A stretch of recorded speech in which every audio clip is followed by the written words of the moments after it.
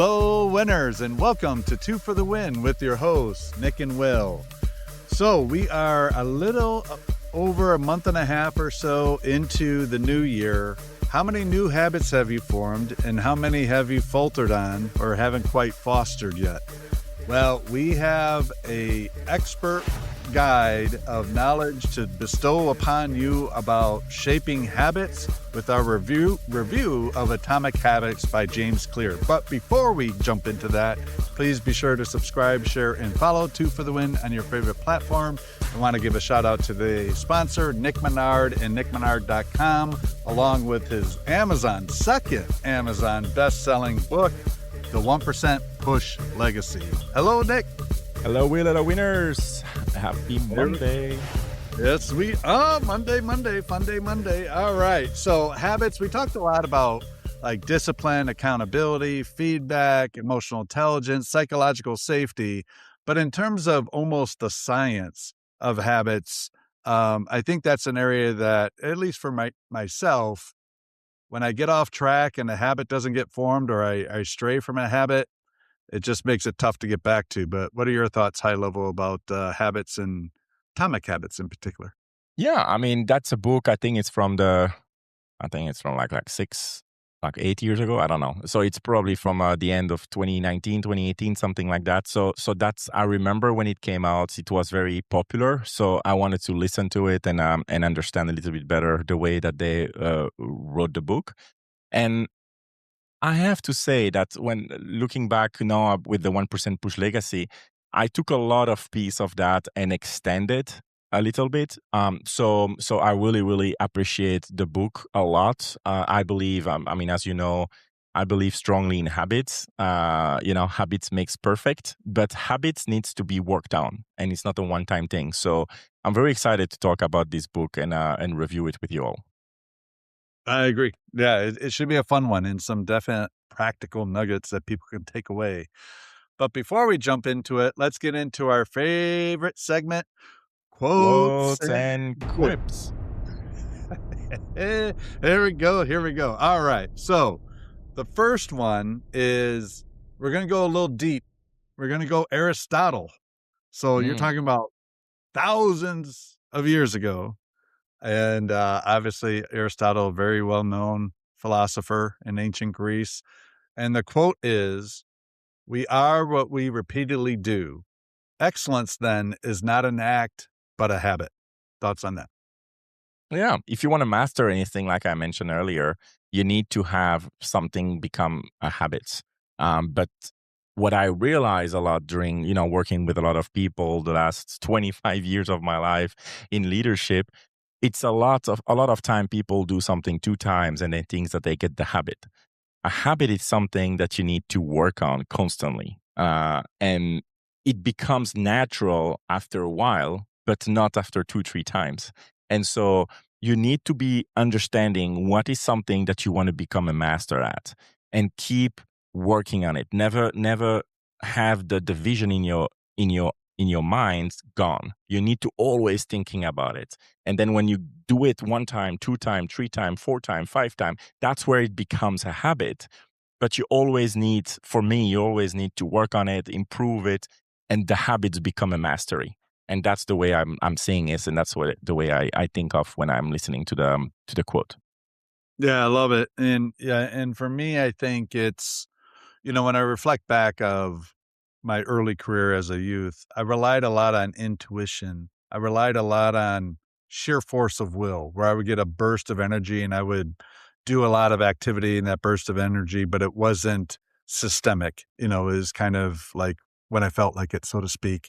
And that was okay to an extent, but I think when you're really looking to consistently achieve excellence, and what I've learned as I've matured in my career, is it really is about systems. And, when you think about habits and having a routine, and what you start a day, or the certain way you go about things, and pragmatically build systems to do that, I think you end up with less highs and less lows and more steady. But that, like the old adage, the hare and the tortoise, slow and steady wins the race. And Yeah. so I would say that's been iteration for me as I've gone through my career. Very, very well said. Thank you, thank you. All right, here's let's see. This is one we'll take from the author. Oh, I had it and now I lost it. Where'd I go? So this is a quip from James Clear, the author of Atomic Habits. And it is, if you want lasting change, stop focusing on goals and start focusing on identity. Thoughts on that one? Mm. Yeah. Also something I love it. That's funny because I'm about to do um, a 3 session speech for a company about talking about the 1% push, but it's more talking about mindset. And I define that in 3 category. Belief, that's number one, behavior is number two, and identity is number three. So that's very, very interesting that it's, I mean, again, we don't prepare for this. So when you throw something in, I'm like, ooh, I like that.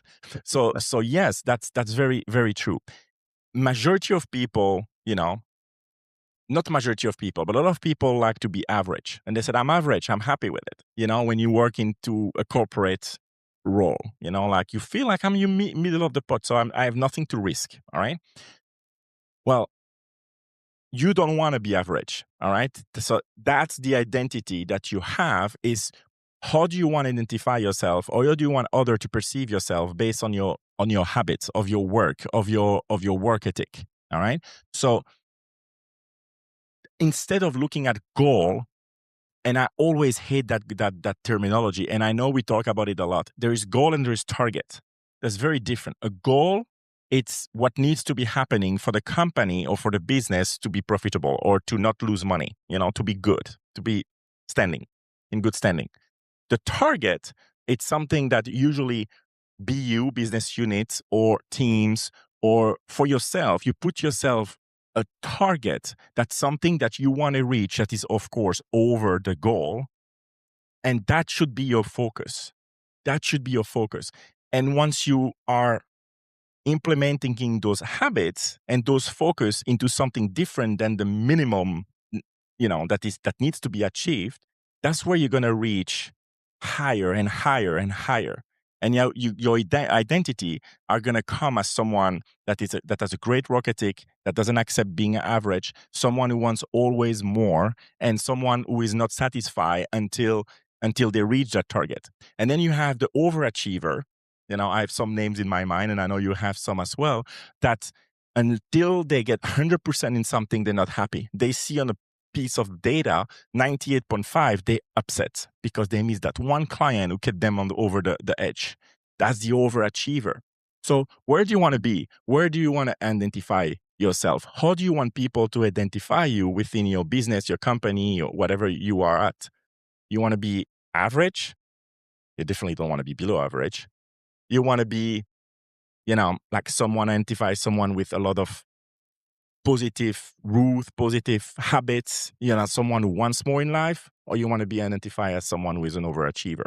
You choose, but I know where we want to be, and I know where we want our people to be, because who higher you are, who more everything, who more money, who more, rewards, who more opportunity to grow.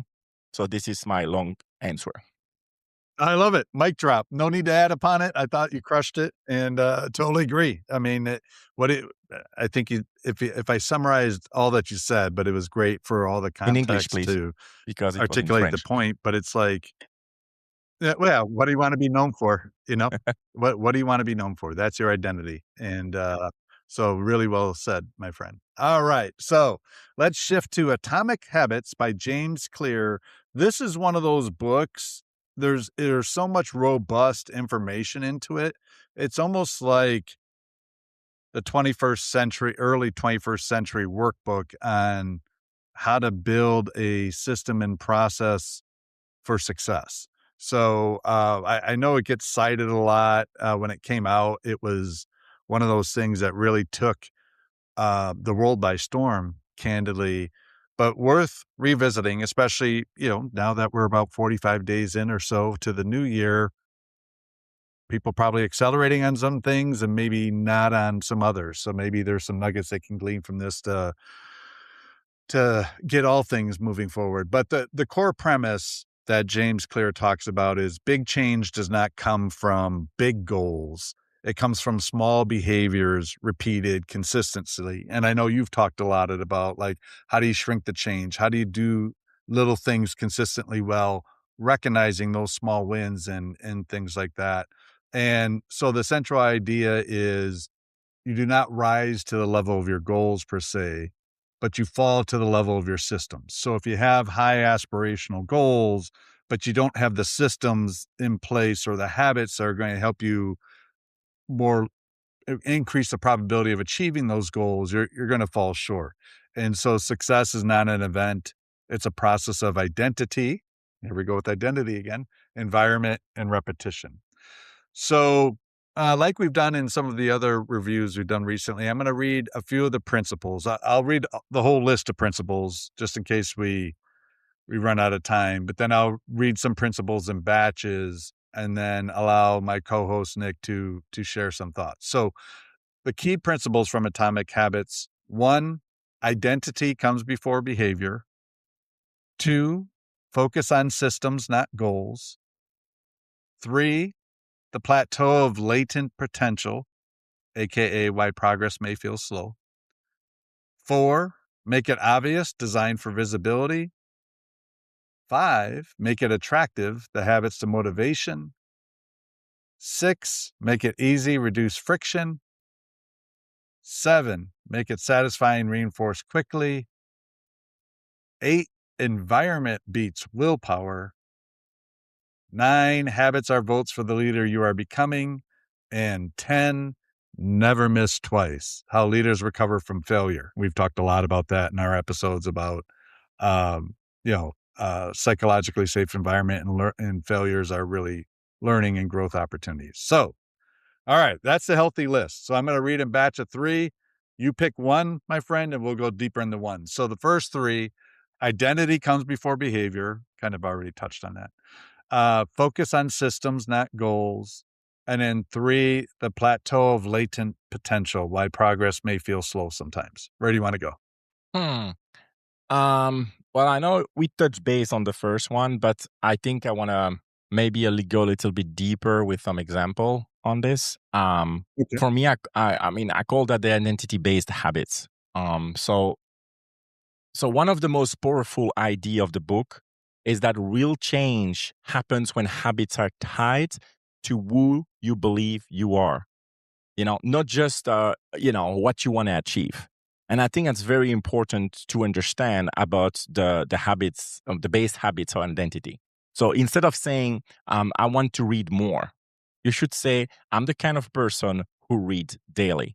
So if we understand the difference of the two, you understand a lot of the vision of the book, because everybody wants more. Everybody get up 1st of January and they have all those resolutions. They want to change things. They want to do that. But what are you actually going to do in order to sustain those changes? And the same thing as the 1% push legacy, you want to implement small intentional daily habits or actions in order to be able to actually achieve those goals. Instead of trying to have huge changes happening the first months of the year in January. Usually that's where you give up. Usually that's when you don't go to the gym anymore and things like that. So something very important about the word atomic, for example, that has a double meaning. It's small, so tiny changes, and it's powerful, so it's capable of massive impact. And if you understand that, if you understand the reason why he named this book, I think it was a genius, like Atomic Habits. It says everything in the title pretty much. And he spent 250 pages like explaining actually what the meaning of the word is by exemplify each chapter with examples. And I loved the way he did that. But to go back to the identity based habits, it's very important to ask the right question for your mind to be able to understand and actually act on those different steps, instead of of just throwing something out there. I want to be millionaire at the end of the year. Okay, great. What steps, what actions are you going to do month by month in order to achieve that? How are you going to scale this after the first quarter when you made X? How are you going to scale that to make more? How, where are you going to invest those money in order to be able to continue to amplify and not lose everything after a year? That would be sad, right? So have more than one big, you know, change in your mind or in front of your eye, but actually have multiple questions asked and answered by yourself with help of your peer in order to be able to sustain the success that you want to have during the year. For example, that's an example I put in. So I will stop here, but that's pretty much what I wanted to share additionally to this. No, it's good. It's a very good insight and practical nuggets for people to take. I'll just end with this. The leadership takeaway, when you think about identity comes before behavior, is culture changes when leaders shape identity, not just metrics. So tell people who they are becoming before demanding new behavior. So it's kind of like appeal to their nobler motives, like Dale Carnegie talks about. So let them know the why, the identity of what they're going after. Then you can build the systems and, to your point, the goals, and have the resources aligned to make it happen. All right, there we go. Off on a fast start here. So the next, let's see, how many? That's for you Uh, next. So you can read it, but you pick because I just spoke for 15 minutes. all right, no, it's all right. So 4 is make it obvious, design for visibility. 5 is make it attractive, the habits to motivation. 6, make it easy, reduce friction. And we'll do 7, make it satisfying, reinforce quickly. I think what I will do is I'll take make it attractive, the habits of motivation. So 5. So, when you think about the habits to motivation, and this kind of ties into identity. So if you have the identity, you say, this is what we're going to be known for, or this is what do you want to be known for if you're coaching somebody individually, and you have that. You know, we've talked in the past about through struggle comes growth.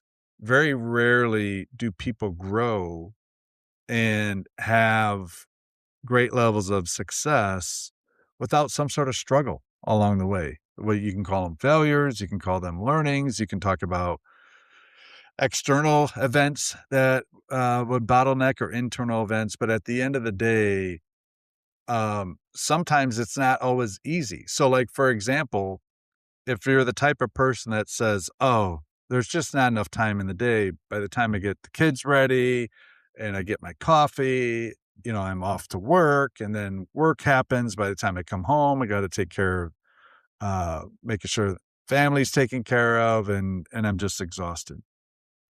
Well, a painful habit could be, all right, if you really need to invest an extra 30 minutes to an hour for that kind of deep level thinking to work on something that you feel you haven't had the time to, the answer would be get up 30 minutes or an hour earlier, right? But that may not be easy, especially if you're exhausted, and things like that. So but power through, right? Like, set multiple alarms. I do that. So in case I hit the snooze, the other one goes off, and it becomes so annoying. Now I'm at the point where the alarm goes off. I never hit the snooze, but it's because I shape my behavior after a while to get up. So, but then you have to tie it to something positive. So it could be like social reinforcement. So say, for example, you wanted to exercise more, same excuse, can't find the time to exercise. You get up 30 minutes to an hour early. You share your goal with a friend, or maybe a friend or family member actually goes with you to do that workout, and you celebrate. And you celebrate when you do it. You post it on social media, or you treat yourselves after the workout to, espresso or something like that that's meaningful to you. But when you when you do the pain, make sure you give yourself some sort of reward, because that'll encourage the behavior. And so when you're thinking about that either individually or you're thinking about it across the team, like, high performance cultures make the right behavior socially desirable. So shape the path, reinforce the path, do the tough work, but reward for those little wins along the way, and you'll build the habit. I love it. I love your analogy about the alarm snooze. So something I have about this, um, to say about this, to complement what you say, which is amazing. Always look further than one action that needs to be taken to be able to be successful at something different. So that's why I love your analogy, because it's easy to add something to it. So you need to get up. You get up at 7 every day, for example. I know you get up at 3, but let's say you get up at 7 every day. Then you said, I need an hour more to be doing all the thing I need to do before the family gets up, for example. Well, the normal answer is like get up at 6. All right. But then you shrink your time of sleep, unless you add one more step to it. Instead of going to bed at 11, go to bed at 10. Then you don't lose the time of sleep that's so important for your mind, because that's going to be a rebuttal of some people. Like, well, I need my sleep. Well, great. Then you need 1 hour less of TV at night. You know, and I know I'm someone who get up at 7, 8 o'clock every day. So I get up late. I need my 7.5, 8 hours sleep a day. All right. But if I need to change something, that's what I will change. All right. Because this is not important. It's important to just think about something different, to relax. I'm not saying it's not important, but you can easily get to bed an hour early in order to get up an hour early to do what will change. Like, that little hour may have a huge impact in your day to day after a few months, or get you a place faster that you want to be, and things like that. So always look at all the things that you could change, not only one step, but multi steps. And then you will be able to actually realize it's not as complicated as that. And you don't give up of things that are actually important for you. So that's why the analogy, I think, was really, really well, No, I love the well build chosen. upon, very practical. Yeah, yeah, bookend it. So it's not just about getting up Mhm. early, it's going to bed maybe a little bit earlier so you maintain that level of sleep that's needed for all the benefits that we know. So that outstanding build upon there. All right, let's bring us home. So here's the last 3. Environment beats willpower. Habits are votes for the leader you're becoming. And never miss twice, how leaders recover from failure. Which one you wanna dive into? The last one, I think, is the most self-explanatory. Never miss twice. And we talking about this a lot. If you follow Monday Mindset on Two for the Win consistently, you will have heard that already before. You and it's something that everybody says. You succeed or you learn. You never fail unless you do it more than twice. So that's very important to tell. Like, as an entrepreneur, you will have roadblock, like you mentioned just earlier. You will have challenges. You will have things happening that you didn't expect. How you handle those will shape the future of your company if you're an entrepreneur. All right. So always take a step back, breathe, analyze, and then find solutions. You don't have to have all the solutions yourself. You can find them with practical example that happened very similar as what you're going through in other situation. No, with AI, you just type ChatGPT will tell you pretty much the next step to do. You made some research to make sure that it's true, but most of the time that will guide you pretty well about what you should be doing next.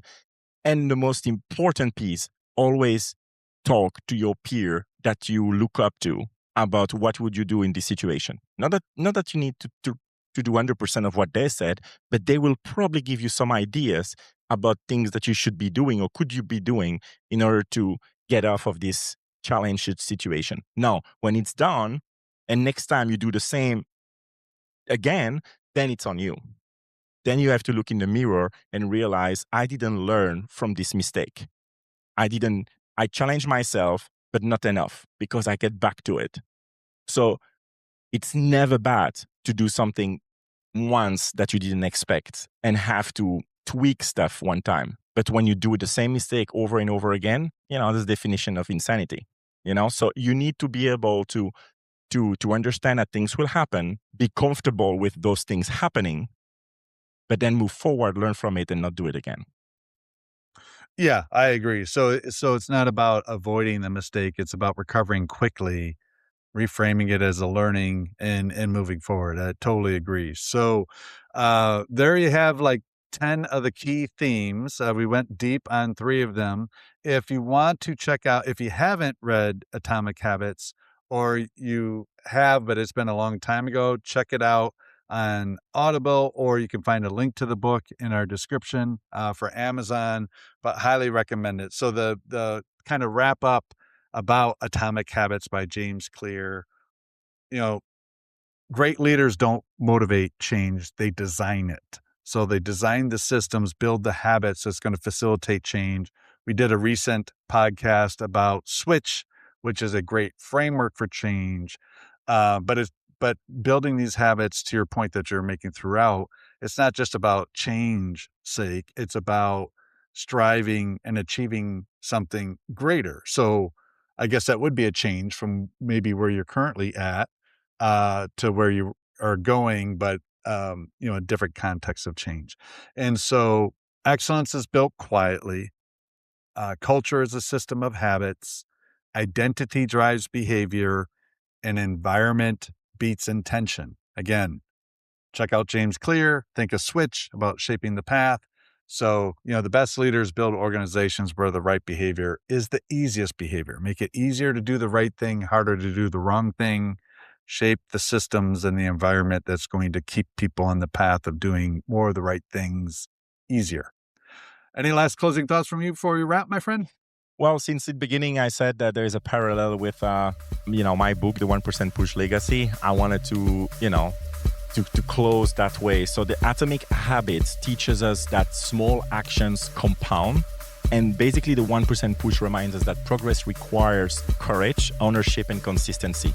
So when habits meets accountability, that's when growth becomes a legacy. So that's the way I like to close it. Mic drop. There we go. All right, winners. There's your Monday mindset motivation and some practical tips you can apply as soon as you're done listening to this podcast in your everyday life. So thanks again to Nick Menard and nickmenard.com, as well as his Amazon bestselling book, The 1% Push Legacy, for sponsoring today's episode. Winners, please be sure you subscribe so you know when we drop new episodes. If you haven't already, we're on all the platforms and on YouTube. And we appreciate any likes and follows and comments. Again, if you have some things that you want us to cover, whether it's a book or a topic, please let us know. But that'll wrap up for today's Monday Mindset, winners. Be well. Bye, winners.